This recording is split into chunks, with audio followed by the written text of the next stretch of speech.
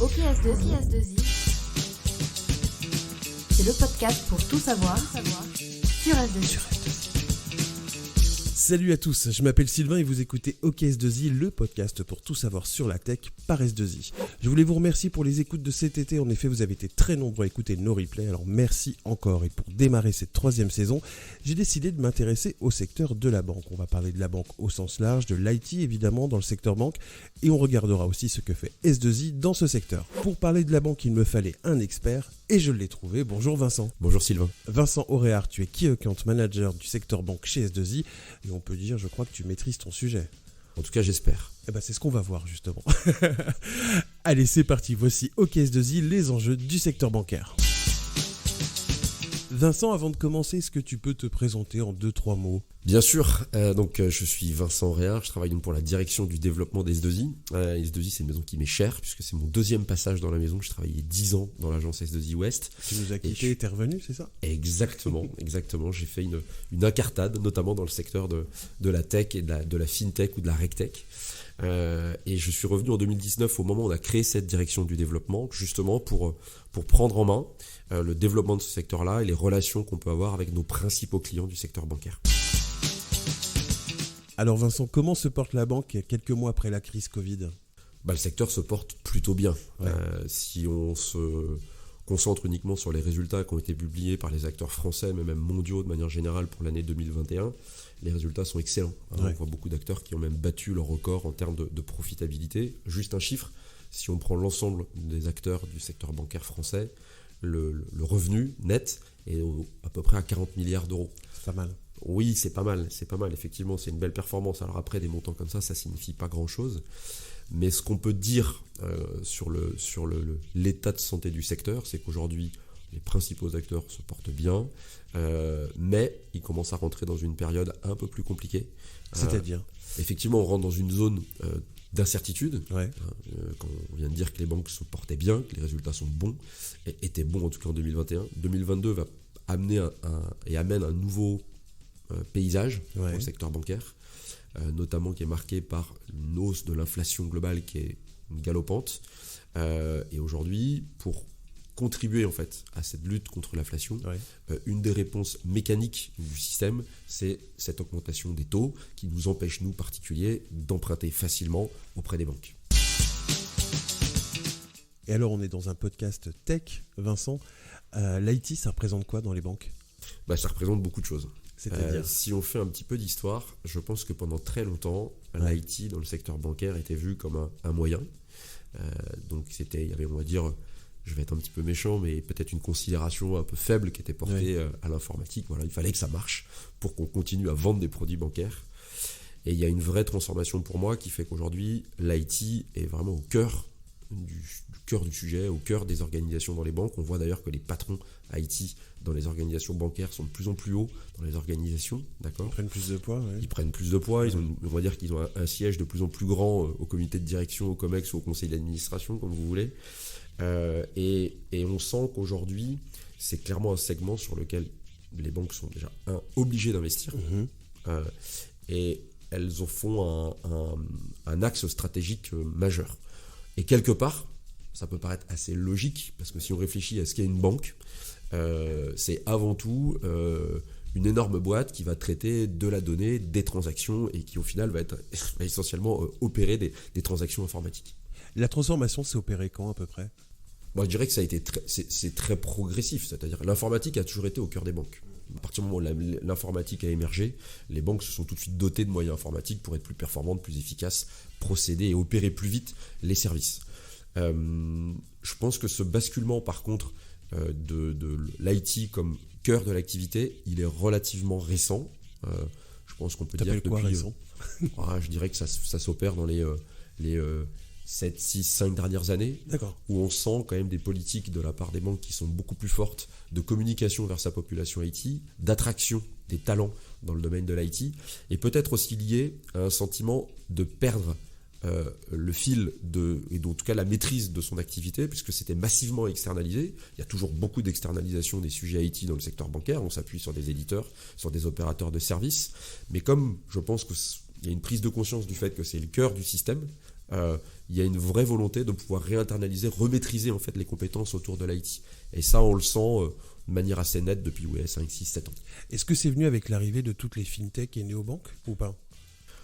Ah ben, ce qui est certain, et en France on a un tissu fintech qui est très très très dynamique, il est certain que ces acteurs-là bousculent les banques. Alors, moi je... Juste avant de continuer là-dessus, est-ce que tu peux nous rappeler ce que c'est qu'une fintech ou une néobanque ? Oui, je peux. Tu as deux mots.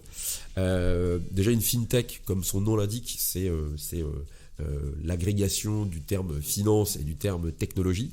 Donc avant tout, ce sont souvent des startups, beaucoup maintenant sont des belles ETI, mais qui proposent en fait des solutions centrées sur la technologie pour résoudre généralement une problématique liée à un service financier en particulier. Normalement, une fintech adresse une problématique.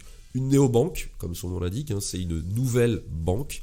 Généralement, c'est souvent une banque qui est nativement en ligne, mobile. Attention quand même, parce que le terme de néobanque a été beaucoup utilisé par des acteurs qui n'étaient pas vraiment des banques, des acteurs du paiement, avec lesquels il y a eu parfois des... Juste des cartes en fait, c'est ça. Voilà, juste des cartes et des plateformes qui permettaient de gérer des transactions de paiement. Mais si on prend l'ACPR, qui est le régulateur des services financiers aujourd'hui en France, pour lui, une néobanque doit vraiment être une banque et pas simplement un établissement de paiement. Et du coup, ces fintech et néobanques ont un vrai impact sur le secteur bancaire ou pas encore ? Ouais, elles ont un impact. Ouais. Elles ont un impact. Déjà, en tant que telles, elles représentent une économie qui est très forte. Juste pour donner un chiffre, en 2021, l'ensemble des levées du secteur de la fintech s'est établi à plus de 2 milliards d'euros en France. Donc c'est énorme. Okay. En France. Ouais. 2 milliards d'euros en France, en progression de plus de 170% versus 2020. Donc ça a été 2 années incroyables en termes de levée. Donc ça veut dire une chose, ça veut dire qu'il y a des investisseurs qui croient fortement dans la capacité des fintech à tendre vers des business models, ou en tout cas proposer des services, constituer des entreprises qui soient pérennes et rentables.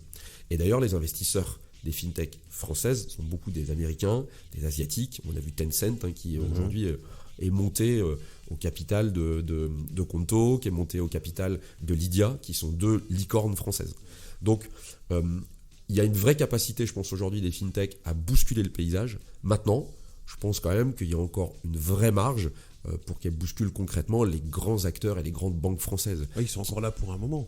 Bien sûr, ils sont encore là pour un moment. Je pense même qu'elles regardent forcément l'évolution de ces fintech. Je pense qu'elles s'inspirent des... Ça les a fait évoluer aussi. Bien sûr. Je parle surtout au niveau impact pour le client, pour le client final, ça les a fait beaucoup évoluer quand même. Bien sûr, ça les fait beaucoup évoluer parce que ce qui fait généralement la force d'une fintech, c'est l'expérience qu'elle va offrir en fait à son client en termes généralement d'expérience utilisateur. Donc ça les fait évoluer sur les plateformes en ligne qu'elles vont proposer, sur les expériences digitales qu'elles vont proposer à leurs clients. Je pense que ça les fait évoluer aussi dans leur organisation pour développer rapidement un produit qui soit efficace. Donc là, on parle de l'organisation pour développer le produit, donc comment est-ce que je vais travailler avec mon marketing, mais aussi comment est-ce que je vais faire travailler mes équipes techniques. Donc elle bouscule clairement le secteur. Encore une fois, si elle le bouscule, elle l'inspire, elle le challenge. Je pense qu'aujourd'hui, pour moi, elles ne sont certainement pas une menace pour le secteur bancaire et pour les géants du secteur. Tu parles de menace, j'ai envie de te demander si la crypto-monnaie, c'est une menace pour les banques. Non, c'est pas une menace pour les banques. Je dirais que aujourd'hui, c'est un monde qu'elle regarde encore un petit peu d'un peu loin. Ouais. D'accord. Mais il y a un vrai impact ou pas ? Bien sûr, il y a quand même un impact. Je pense que si on regarde des deux côtés de l'Atlantique, le niveau de maturité des banques vis-à-vis des crypto-monnaies n'est quand même pas le même. Ouais. Aux États-Unis, il y a de plus en plus de banques qui proposent à leurs clients la possibilité de pouvoir conserver de la crypto-monnaie, de pouvoir faire des transactions en crypto-monnaie. Je crois que c'est, je ne sais plus quelle banque américaine propose même maintenant de pouvoir obtenir un prêt et en échange, on va pouvoir donner des garanties en crypto-monnaie. En crypto-monnaie. Ah ouais, quand même. Bitcoin. Ouais. Ah ouais. Donc on voit bien que les banques commencent à s'adapter à cette nouvelle monnaie, cette monnaie électronique. En Europe, c'est encore, elles y vont sur la pointe des pieds. On peut pas. Il y a très peu de banques qui proposent la possibilité de pouvoir mettre en place des portefeuilles pour conserver de la crypto. On peut faire très peu de transactions avec sa banque en crypto-monnaie. Donc c'est encore assez rudimentaire en Europe.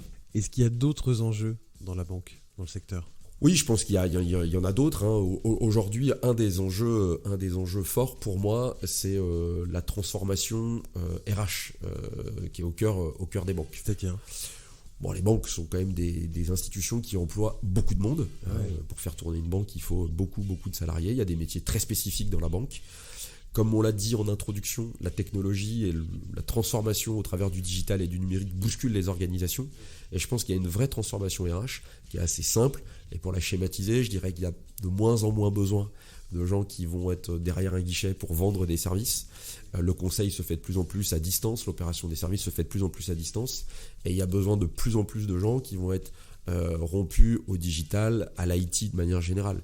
Donc il y a un accompagnement de transformation au niveau RH qui a opéré pour rééquilibrer les populations, peut-être même transformer des populations dans le secteur bancaire vers des métiers qui ne sont pas tout à fait leur métier de base. Tu parlais de transformation, notre signature c'est la transformation numérique. On va justement parler d'S2I et de la banque. Alors Vincent, S2I et la banque, ça donne quoi ? On intervient sur quoi nous par exemple ?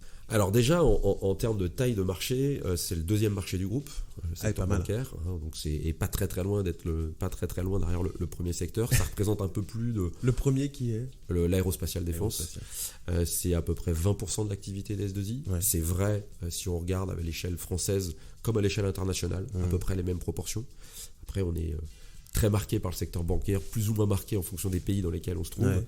Mais j'aime souvent citer par exemple le Chili, qui est un pays lointain quand on regarde le groupe vu de France, mais qui va opérer, je pense, presque 90% de son activité dans ce secteur-là. Sur le secteur, d'accord. Donc c'est un secteur important pour S2I, déjà. Ensuite, ce qu'on y fait, clairement, on est un acteur de transformation numérique, donc on va intervenir sur des enjeux de transformation assez forts du secteur bancaire. Si je vais citer quelques exemples de thématiques sur lesquelles on intervient. Je pense qu'on est beaucoup centré, nous, sur la refonte des parcours digitaux pour les grands acteurs bancaires. Donc le développement d'applications web, mobiles, qui permettent de souscrire et d'interagir avec sa banque et après des services pour lesquels on est client. Deuxième type d'activité auquel je pense tout de suite, ça va être l'automatisation de procédures, de contrôle, donc les opérations de back-office, où forcément ce sont des leviers ou en tout cas des marges de gains très fortes pour les banques. Plus on arrive à automatiser des opérations, plus on va être performant économiquement, on va pouvoir rendre des réponses plus rapidement à ses clients et on va pouvoir opérer plus vite ses services. Donc S2I intervient sur ces domaines-là en automatisant des procédures. Et puis le troisième type d'activité qui me vient naturellement en tête comme ça dans le secteur bancaire, je dirais que c'est la gestion des opérations au niveau des data centers, au niveau des plateformes qui hébergent les services informatiques. Là aussi, il y a un vrai mouvement dans les banques de plus en plus marqué de ne plus opérer ses propres data centers, de migrer progressivement vers le cloud, d'avoir des plateformes qui soient de plus en plus souples, mais toujours de plus en plus sécurisées également. Donc on va intervenir sur les opérations quotidiennes. Et justement, on intervient comment ? C'est quoi le mode d'intervention dans les banques ? Je dirais qu'aujourd'hui, on va retrouver exactement les modes d'intervention classiques qu'on va avoir dans toutes les autres industries, c'est-à-dire qu'on va avoir une large partie de nos experts qui interviennent en assistance technique directement chez nos clients et incubés dans les équipes soit opérationnelles, les équipes projets, les équipes produits, les équipes de développement de nos clients, soit on va intervenir en tant que porteur d'une activité complète, c'est-à-dire qu'on va nous confier la gestion de la production intégrale d'une plateforme, on va nous confier le développement de A à Z d'une application et sa maintenance qui va suivre derrière. Donc je dirais qu'on va travailler aussi bien en délégation chez nos clients que sur des modèles de centres de services, de centres de compétences, de projets à engagement de résultats qui vont être hébergés directement depuis nos locaux. Et c'est vrai en France comme à l'international. C'est ce que j'allais te demander justement. C'est vraiment partout pareil du coup ? Oui, après d'un territoire à l'autre, je dirais que le mode opératoire qui est le plus développé est variable. Mais je dirais que oui, c'est globalement, on opère le service de la même manière partout. Et si je m'intéresse à la France, on fonctionne pareil à Paris, qu'à Lyon, qu'à Rennes ? Il y a des spécificités régionales ou pas ? Alors déjà, il y a des spécificités dans les domaines technologiques ou les sujets qu'on va aborder, tantôt sur du développement logiciel, tantôt sur la data, tantôt sur les opérations IT. Je vais prendre quelques exemples. Ouais, vas-y. Si on prend par exemple l'activité de l'Ouest, l'Ouest Atlantique, on va avoir, tu connais bien. que je connais bien, c'est un peu mon territoire et mon origine dans S2I. On va avoir des activités qui vont être très centrées sur l'IT, sur le développement d'applications et sur le big data. Si je regarde ce qu'on fait à Paris, on va remonter un peu plus dans les proximités métiers, on va faire plus d'assistance à maîtrise d'ouvrage, du conseil métier, donc plus proche du métier des banques. Quand en région, on va être beaucoup plus centré sur l'IT, sur le développement et sur la production opérationnelle. Vincent, pour conclure, qu'est-ce que tu dirais à un jeune ingénieur qui veut venir travailler dans le secteur bancaire? Quelles sont ses perspectives, en particulier chez S2I? Les perspectives sont très larges. C'est un secteur qui offre déjà la possibilité de travailler, en tout cas chez S2I, partout, à Paris, en région, dans le monde. Et je pense que la largeur des perspectives, elle est réelle aussi dans les métiers qu'on peut opérer. On peut travailler plutôt sur le product management, on peut travailler sur le développement d'applications, on peut aller dans la cybersécurité, dans la data, dans les opérations. Et ça, je pense que c'est un marqueur fort de ce secteur-là. C'est-à-dire que l'ensemble des métiers, en tout cas dans le secteur du numérique qu'on peut proposer, on va pouvoir les retrouver dans le secteur bancaire. Merci Vincent d'être venu exprès de Rennes au studio S2I pour cette interview, ça fait très plaisir, merci. Merci beaucoup Sylvain. Si l'épisode vous a plu, sachez qu'il y a déjà 2 saisons déjà disponibles, ça fait un peu plus de 25 épisodes qui sont disponibles sur vos plateformes de podcast, Apple, Spotify, Deezer ou directement en ligne. Alors abonnez-vous, c'est gratuit, vous serez tenu au courant des prochains épisodes. Si vous avez des idées de thèmes pour le podcast, envoyez-moi un mail sur fr-ok-podcast@s2i.fr ou plus simplement sur les réseaux sociaux. On se donne rendez-vous très vite pour un nouvel épisode. Salut!